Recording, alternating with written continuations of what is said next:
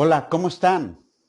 Hoy es domingo 9 de mayo del 2021, fecha en la que saludamos con gusto a los hermanos y simpatizantes que nos siguen haciendo el honor de conservarnos en su preferencia, enlazándose a través de este medio con nosotros, con un propósito, para compartir y aprender todos algo de la palabra de Dios, de la Biblia, el único libro cuyo autor tiene la gentileza de hablar personalmente con quien lo está leyendo. Sin embargo, por ser mañana un día muy especial, antes de entrar de lleno a la clase de este domingo, deseo primeramente que todos escuchen las siguientes palabras.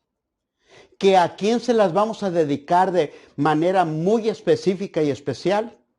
Pues a esa mujer cuyo hijo tal vez haya nacido en casa, en Gine, en La Conchita o en el taxi que la llevaba de emergencia.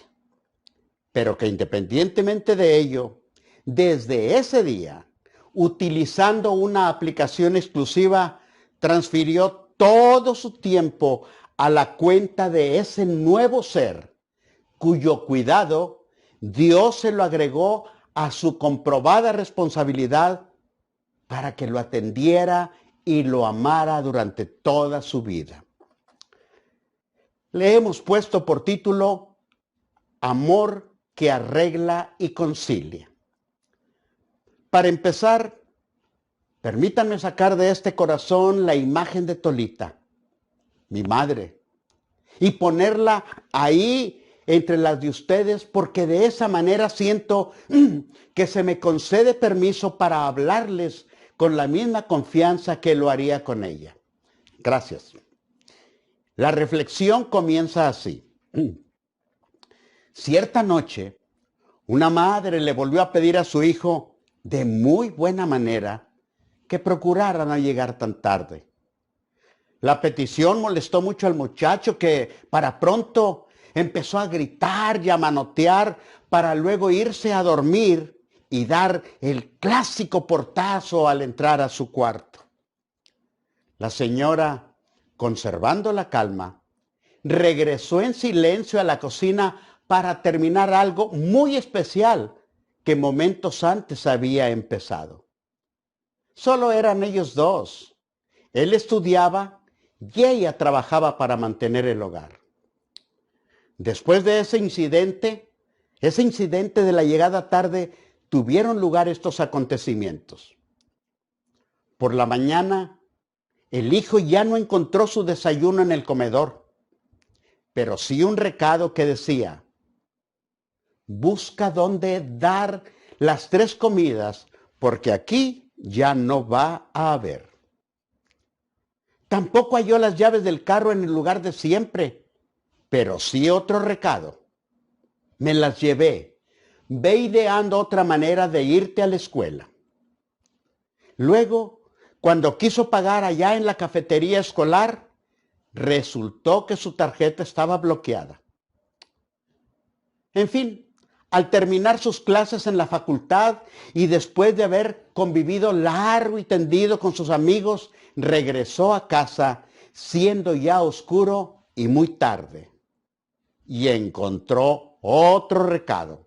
Ahora en la chapa de la entrada decía: esta puerta se cierra a las 10 de la noche. Sorprendido, tocó el timbre varias veces, pero nadie le abrió. Nunca pensó que la situación provocada por su disgusto pudiera llegar a tanto. Luego, aprovechando que al día siguiente cumplía años, se le ocurrió que podía usarlo de pretexto. Y poniendo sus manos en la boca así, gritaba: mamá, mañana es mi cumpleaños, perdona y abre, ándale. Pero la respuesta que creyó escuchar fue tajante: cállate y déjame dormir. De repente vio en el jardín un árbol que nunca había visto ahí. Trepó por sus ramas y al llegar al segundo piso saltó a la ventana de su cuarto, pero se quedó corto y cayó al suelo.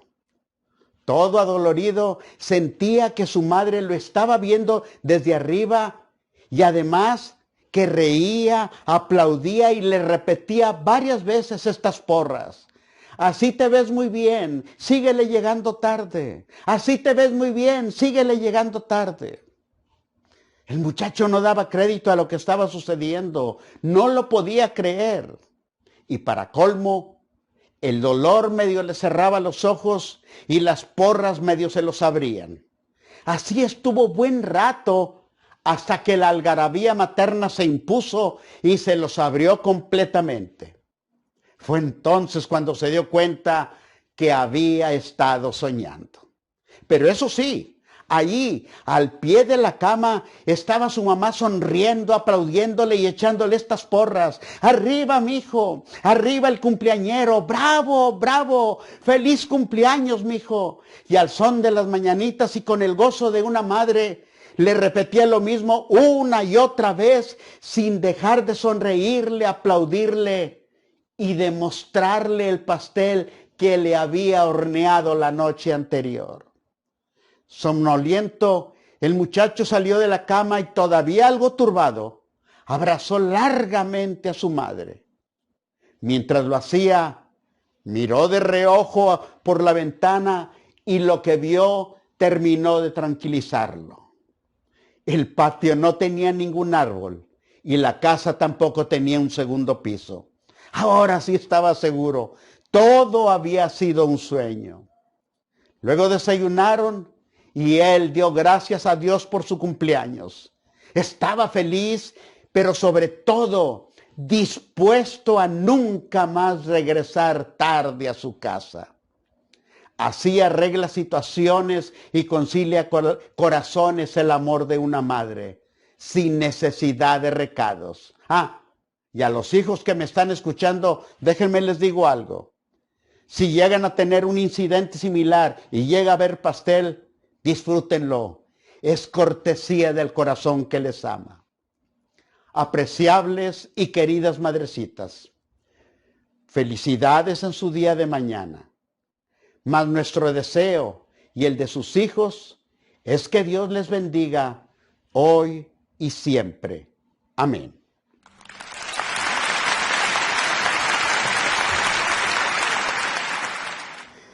En lo que hoy se conoce como la primera iglesia bautista de Monterrey, nuestra iglesia, esa que está ahí frente al Mercado Juárez, además de alabar, bendecir y glorificar el nombre de Dios en el templo, hogares, misiones, calles, hospitales y en cualquier lugar que podamos hacerlo, hemos conservado el buen hábito de dedicar una parte de nuestro tiempo exclusivamente a estudiar las Sagradas Escrituras.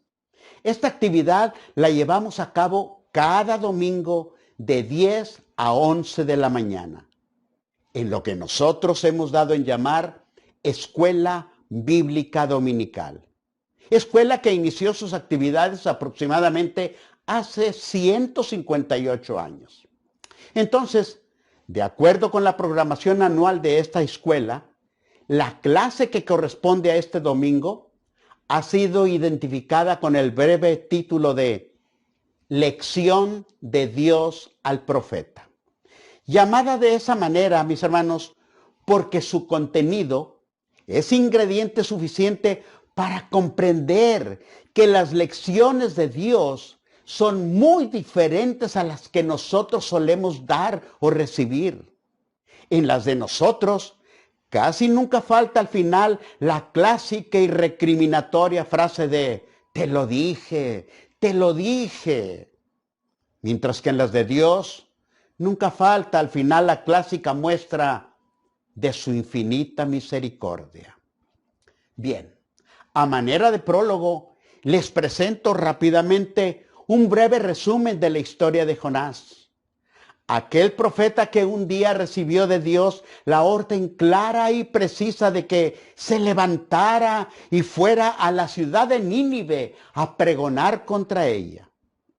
Pero Jonás no obedeció y quiso huir de la presencia de Dios.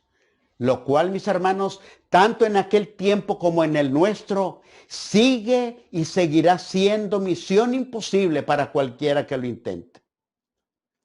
Mas el profeta pensaba que era posible y lo intentó. Para ello compró un pasaje para viajar en barco hacia Tarsis, una ciudad muy distante de Nínive, a donde lo enviaba Dios. Estando en alta mar y mientras dormía plácidamente, el cielo le marcó el alto con una tempestad que puso en peligro la embarcación y los que iban en ella. ¿Consecuencias? El capitán de la nave lo insultó diciéndole, dormilón, levántate, dormilón. Y el resto de los pasajeros y tripulantes lo lanzaron al agua. Resultado, el mar se tranquilizó. Cuando todo indicaba que el final de su vida era inminente, Jonás fue tragado por un gran pez que Dios había preparado, en cuyo vientre permaneció 3 días y 3 noches, y desde ahí oró a Jehová su Dios. Hermanos, el profeta fue perdonado y Dios mandó al pez que lo vomitara en tierra. Entonces, Jonás volvió a recibir la orden, o más bien, la segunda oportunidad de ir a Nínive y pregonar que en 40 días esa gran ciudad sería destruida.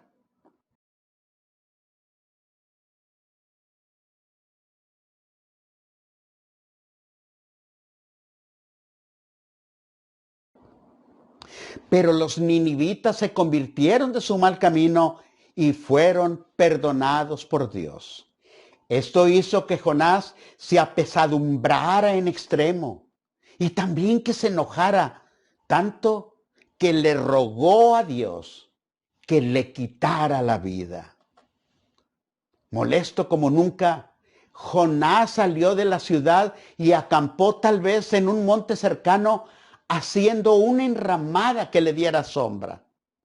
Allí se iba a quedar hasta ver lo que le sucedería a los ninivitas. Por su parte, Dios, para apoyarlo, preparó una calabacera para que también tuviera sombra sobre su cabeza y lo librase de su malestar. Jonás se alegró por ello.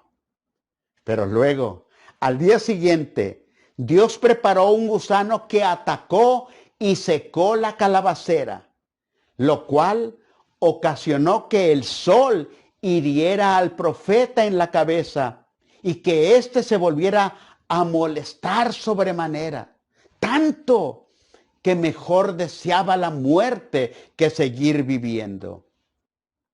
Mis hermanos, hasta ahí el breve resumen de los hechos de la vida de Jonás. Estos hechos fueron explicados ampliamente y muy bien en las 11 clases anteriores. El versículo 9 del capítulo 4 de Jonás nos da el eslabón para unir el resumen que acabamos de hacer con la introducción de nuestra clase. Ese versículo dice así: entonces dijo Dios a Jonás, ¿tanto te enojas por la calabacera? Y él respondió, mucho me enojo, hasta la muerte. Hermanos y amigos, solo un Dios de amor podía seguir cobijando bondadosamente a un profeta que le respondiera así. Y lo hizo. Y al hacerlo, sobresalieron estos 3 aspectos. Número 1, la cantidad de paciencia que Dios invirtió para tratar con el profeta Jonás fue abundante.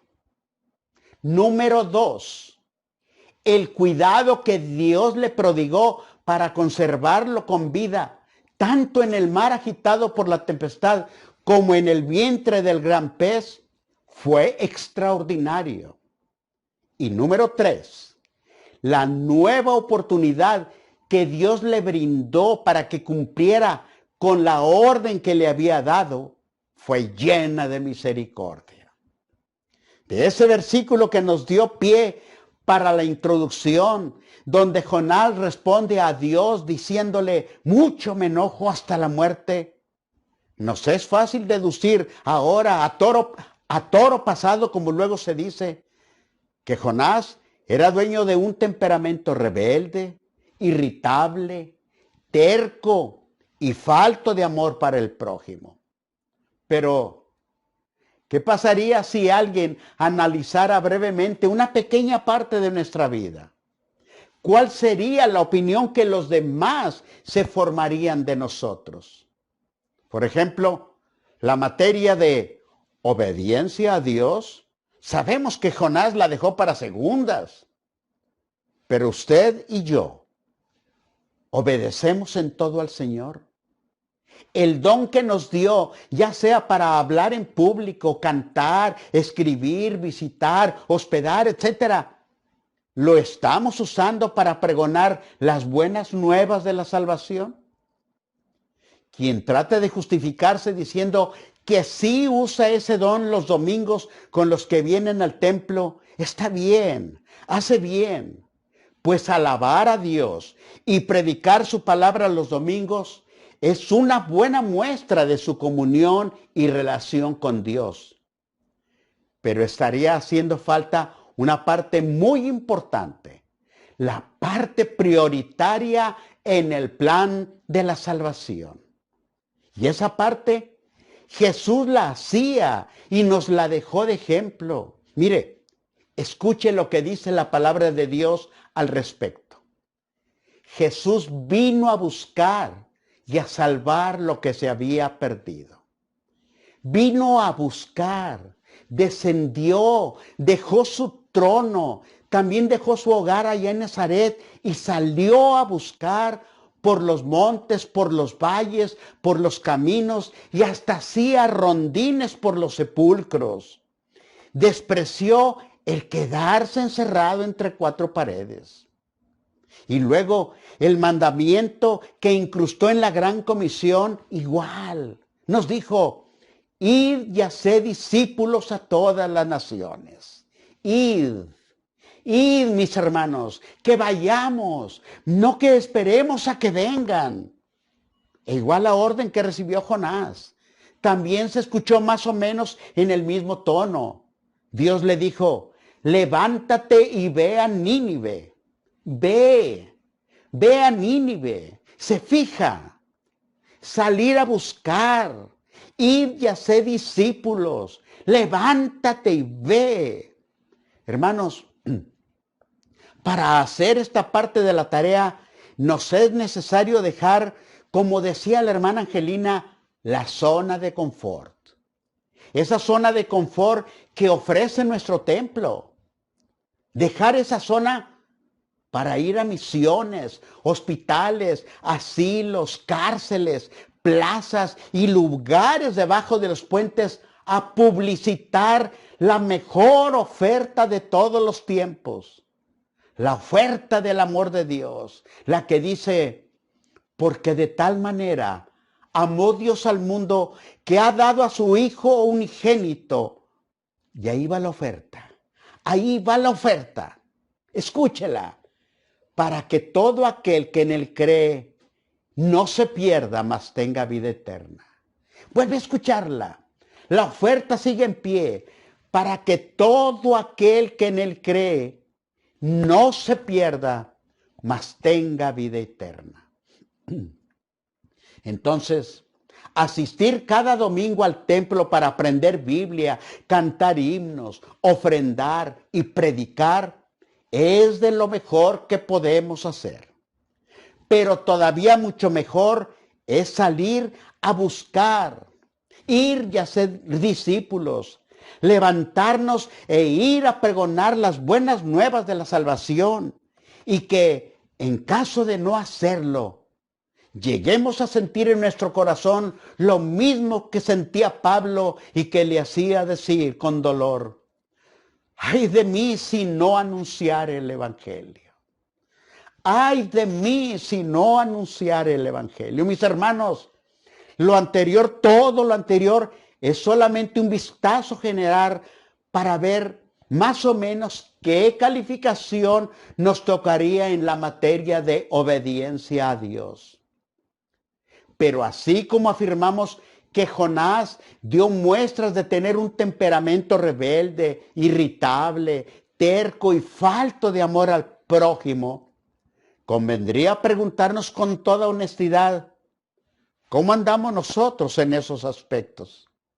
Y que cada una de nuestras respuestas vayan surgiendo no de acuerdo con lo que nosotros creemos o afirmamos que está bien. Es decir, no seamos sabios en nuestra propia opinión, sino que cada respuesta surja a la luz de las Sagradas Escrituras y con base en ellas decidir luego si seguimos trabajando como lo estamos haciendo o corregimos nuestra forma de participar en la obra del Señor. Retomemos nuevamente el versículo 9, el que nos dio pie para la instrucción y que nos muestra primero a un Dios misericordioso preguntando, ¿tanto te enojas por la calabacera? Y luego a un profeta terco contestando de mala manera, mucho me enojo hasta la muerte. Hermanos, recuerden que Dios había preparado una calabacera para que le diera sombra al profeta. Pero también había preparado un gusano que la atacara y la secara al día siguiente, lo cual ocasionó que el sol y el viento solano abrasador hirieran en la cabeza al profeta. Es decir, que le provocara insolación o algún otro malestar, haciendo que Jonás se volviera a molestar tanto que mejor deseaba la muerte que seguir viviendo. Fíjense en lo que Dios preguntaba a Jonás. Muy simple. ¿Tanto te enojas por la calabacera?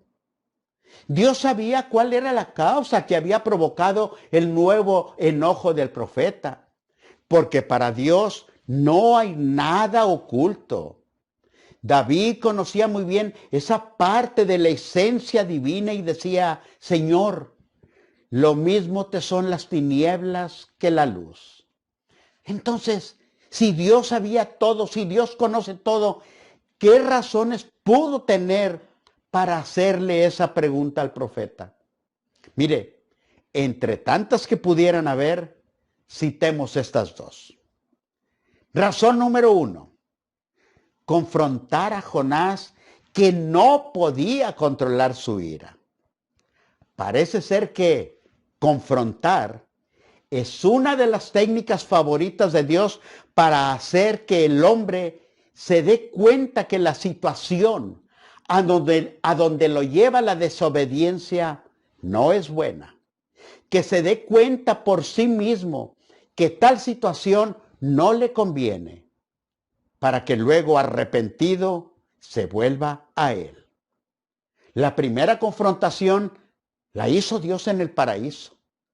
Y la hizo después que Adán y Eva comieron del fruto prohibido. Dios confrontó a Adán lanzándole la pregunta, ¿dónde estás tú? Dios sabía en qué lugar del huerto estaba Adán. Lo ubicaba perfectamente. Pero por ese camino no iba su pregunta. ¿Dónde estás tú? Iba por otro rumbo. Iba buscando una respuesta que informara no en qué lugar estaba Adán, sino en qué condición estaba su relación con Dios. En lugar de ¿dónde estás tú? Bien pudo haber hecho este otro cuestionamiento. Adán, ¿dónde estás tú ahora? ¿Sigues a mi lado? ¿Conmigo? ¿O acaso? Y allí, mis hermanos, en lugar de Adán, incrustemos nuestro nombre e imaginemos a Dios preguntándonos a cada momento, Guillermo, ¿dónde estás ahora? ¿Sigues a mi lado? ¿Conmigo? ¿O acaso? Por eso confrontó a Jonás.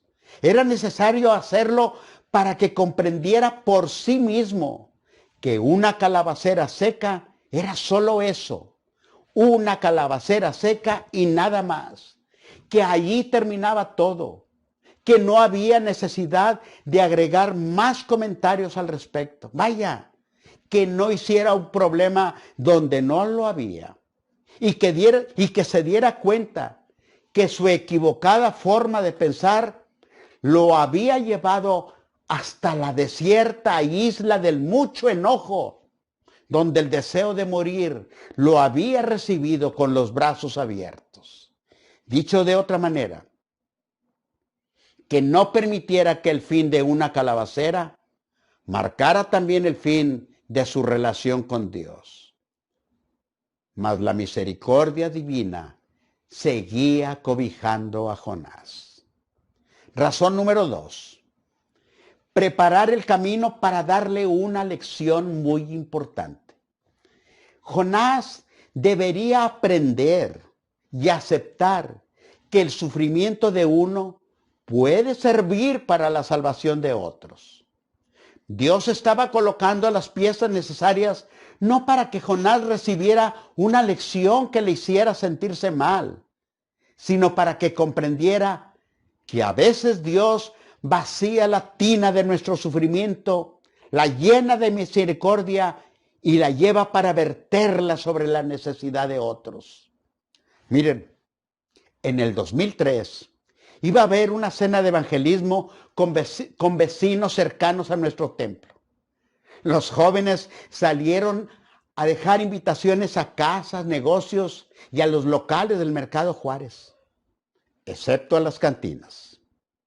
Pero Samuel Pacuot, ahora nuestro pastor, se echó a cuesta esa tarea y fue a visitar a los encargados de todos esos negocios. Así pues, en esa ocasión también, una vez más, la misericordia de Dios cubrió a todos por igual. Este comentario que acabo de hacer da muy buen pie para el que les voy a decir enseguida.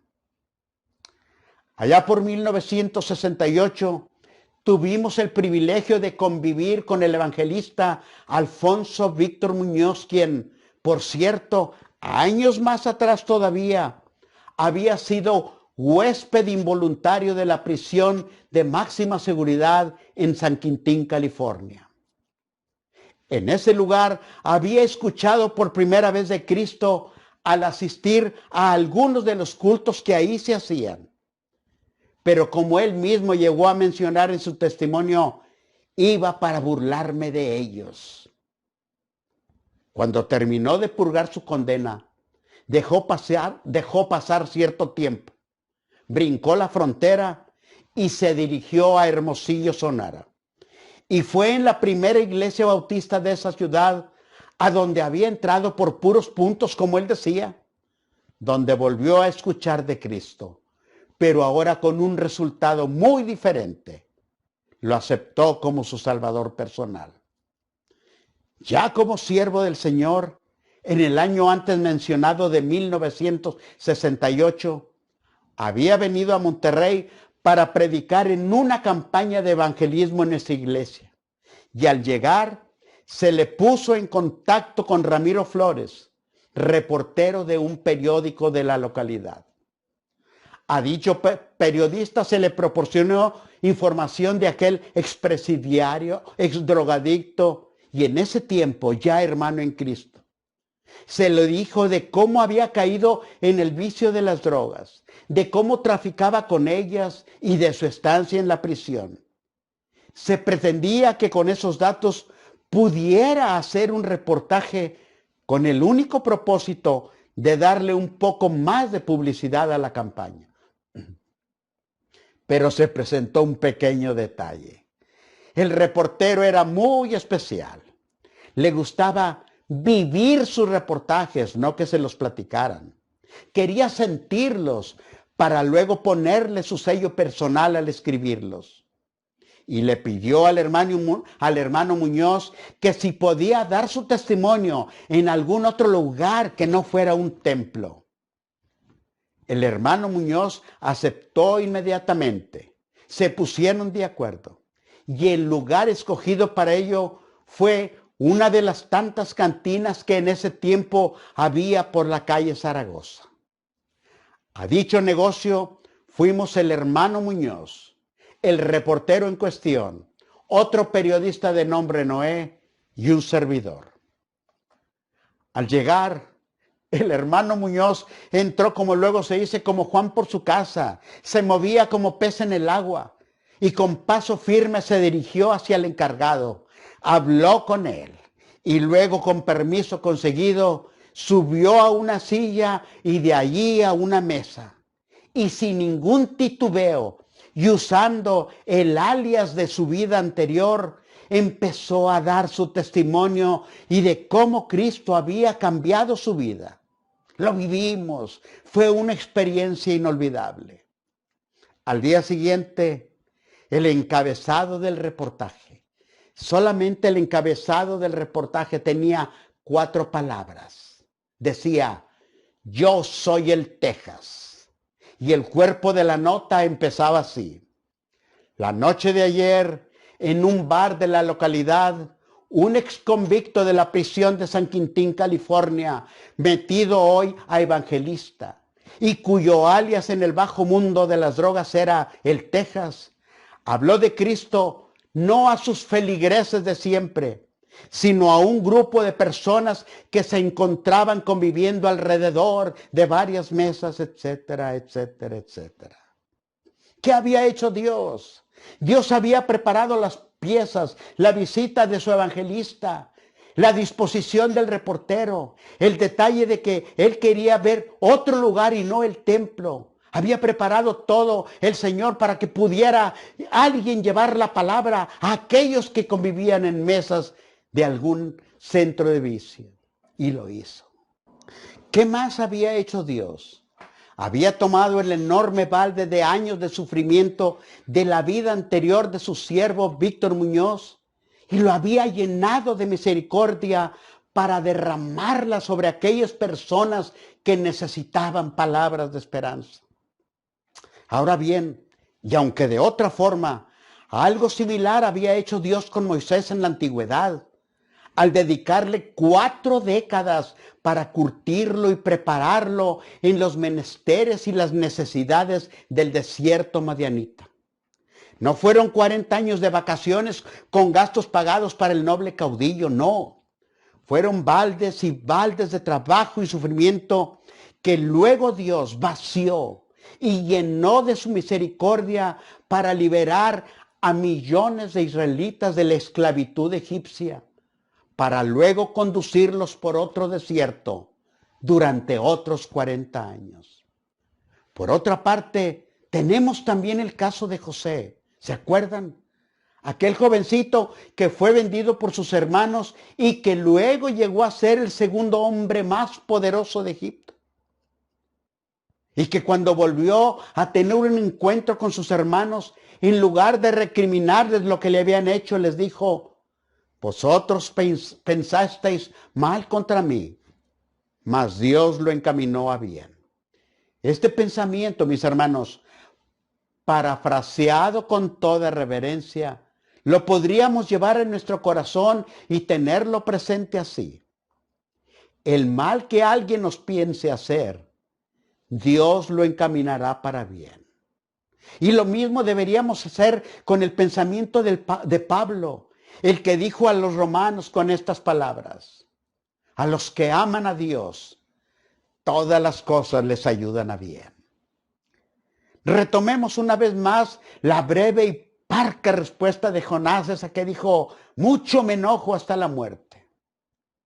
Estas 6 palabras pueden ser consideradas como la confesión de un hombre carente de templanza y mansedumbre, de un hombre dominado por la ira hasta el punto de querer morir. Pero hermanos, hablar de Jonás no es hablar de cualquier persona. El punto de vista humano, limitado como siempre, lo que alcanzó a ver fue la actuación de un profeta terco y desobediente. Pero el punto de vista divino alcanzó a ver al evangelista que mayores resultados ha logrado en un solo día de su ministerio: la conversión de más de 120,000 personas. Bien enseñaba Santiago cuando decía: todo hombre sea pronto para oír, tardo para hablar, tardo para airarse, porque la ira del hombre no obra la justicia de Dios. Aceptemos que el enojo nubla los sentidos y los ciega. No nos permite pensar bien. Y tengamos siempre presente que la ira no es algo dado por Dios, sino un fruto de la carnalidad del hombre. Jonás estaba contento por la comodidad que la calabacera le proporcionaba, pero pasó al enojo cuando un gusano la hirió y la secó. ¡Cuánta lástima tuvo por aquella planta! Mis hermanos, en broma, cierto predicador estadounidense dijo que si Jonás hubiera sido mexicano y si Jonás hubiera hallado el gusano causante de que la calabacera se secara, Jonás hubiera bailado un jarabe tapatío sobre él. ¿Se imaginan el coraje de Jonás y cuántos pisones le habría dado a aquel gusano? Seguimos. Jonás escuchó a Dios decirle: ¿tuviste tú lástima de la calabacera en la cual no trabajaste, ni tú la hiciste crecer? Palabras ciertas. Es Dios quien hace crecer las plantas. Es Dios quien cuida de su creación. No fue Jonás. Fue Dios quien preparó todo para que la calabacera naciera, creciera y muriera. El profeta no intervino para nada. La brevedad de la existencia de esa planta fue dispuesta por Dios. Él así lo quiso y su voluntad, como siempre, se cumplió. La calabacera, dice la palabra de Dios, en el espacio de una noche nació y en el espacio de otra noche pereció. Esa planta cumplió el propósito de Dios. Y de aquí podemos hacer que surja una pregunta para nosotros. ¿Estaremos cumpliendo el propósito que Dios tiene para nuestra vida? Jonás tuvo lástima de la calabacera y se enojó porque ésta se secó. Pero Dios aprovechó lo que estaba sucediendo para darle una lección y que él mismo se cuestionara haciéndose esta pregunta: ¿qué era más valioso e importante en ese momento? ¿La vida de una calabacera o la salvación de cientos de miles de personas? Y es que Jonás había estado pensando de manera egoísta en su propia comodidad, sin importarle el sufrimiento que se pudiera presentar en otras personas. Es que no podía ser posible que mostrara lástima por una calabacera y al mismo tiempo esperara la destrucción de Nínive. Eran cosas muy diferentes. Y Dios dijo a Jonás: ¿tuviste lástima de la calabacera? ¿No tendré yo piedad de Nínive, de aquella gran ciudad donde hay más de 120,000 personas que no saben discernir entre su mano derecha y su mano izquierda, y además muchos animales con ellos? Para Dios, los habitantes de Nínive eran como niños, incapaces de discernir su mano derecha de su izquierda. Es decir, no sabían distinguir el bien del mal. Dios mostró su cuidado por esa población. Lo mostró por esa población completa en la que incluyó, además de los hombres, mujeres y niños, también a los animales. La misericordia de Dios, hermanos, es inmensa. Al respecto, David escribió esto: mas tú, Señor, Dios misericordioso y clemente, lento para la ira y grande en misericordia y verdad. Y grande en misericordia y verdad. Veamos las aplicaciones que podemos aprovechar de esta lección. Aplicación número 1. Dios tuvo paciencia para con su siervo el profeta Jonás. De veras que sí. Le tuvo demasiada paciencia. Mire, imagine al dueño de una empresa pidiéndole a uno de sus empleados que vaya y le avise a ese tal Huerta, que le diga que la semana próxima será despedido. Pero también imagine que el empleado desobedece y le dice que eso él no lo va a hacer. ¿Qué cree usted que vaya a hacer el dueño? ¿Qué cree que vaya a suceder? Pero también, ¿qué haría usted allí en su lugar? Hermanos, aprovechemos las oportunidades que Dios nos da para practicar la paciencia. Pablo recomendaba esto. Decía, con toda humildad y mansedumbre, procuremos soportarnos con paciencia los unos a los otros en amor. En amor.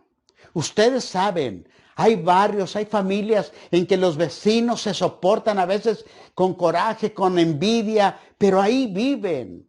Se están soportando en medio de discusiones, no en medio del amor.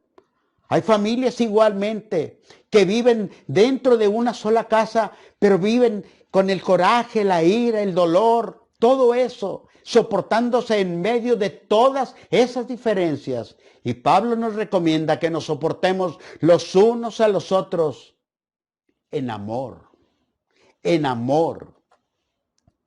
Aplicación número 2. Dios le brindó una nueva oportunidad a Jonás para que cumpliera su mandato. Mis hermanos, ni por un momento piensan que solo Jonás gozó del privilegio de recibir una nueva oportunidad. No, ¿qué va? La Biblia nos habla de muchos más, de Pedro, de Zaqueo, de ladrón en la cruz, de Saulo de Tarso ni se diga. Pero déjenme nombrar 2 personas muy especiales que han recibido no una, sino varias o quizá tal vez muchas oportunidades. ¿Quiénes son esas personas? Usted y yo. Así es. Y le invito a que sigamos dando gracias por estar al amparo del Dios de las segundas oportunidades. Amén. Aplicación número 3. El enojo de Jonás por causa de que la calabacera se secó, lo llevó a expresar que estaba enojado hasta la muerte. Hermanos, arranques como este de Jonás los podemos prevenir para evitarlos. Usted y yo sabemos cómo. Orando y llevando cautivo todo pensamiento a la obediencia de Cristo. Aplicación número 4. Dios le dio una gran lección a Jonás al tener piedad de la gran ciudad de Nínive y no destruirla. No destruirla. Con ello, prácticamente Dios nos da a entender que en las prioridades de su voluntad, la piedad y la misericordia llevan mano sobre el castigo, aunque éste se haya formado antes en la fila. Aplicación número 5 y última. Dios es misericordioso en gran manera. Le bajamos la cortina a esta serie de aplicaciones con estas palabras. El que se arrepiente y se vuelve de su mal camino, hallará misericordia en Dios. Al respecto, les invito a que llevemos en nuestro corazón las siguientes afirmaciones. Estas afirmaciones están numeradas de acuerdo con su importancia. Número 2. esta que dijo el estudioso de las Escrituras Matthew Henry: el perdón sigue al arrepentimiento como la sombra al cuerpo. Repetimos, el perdón sigue al arrepentimiento como la sombra al cuerpo. Y número 1, la que dijo Pablo a Tito: Dios nos salvó, no por obras de justicia que nosotros hubiéramos hecho, sino por su misericordia. No por obras de justicia que nosotros hubiéramos hecho, sino por su misericordia. Concluyamos esta clase con una parte de la bíblica bendición que dice: Jehová te bendiga y te guarde. Jehová haga resplandecer su rostro sobre ti y tenga de ti misericordia. Amén. Dios los bendiga.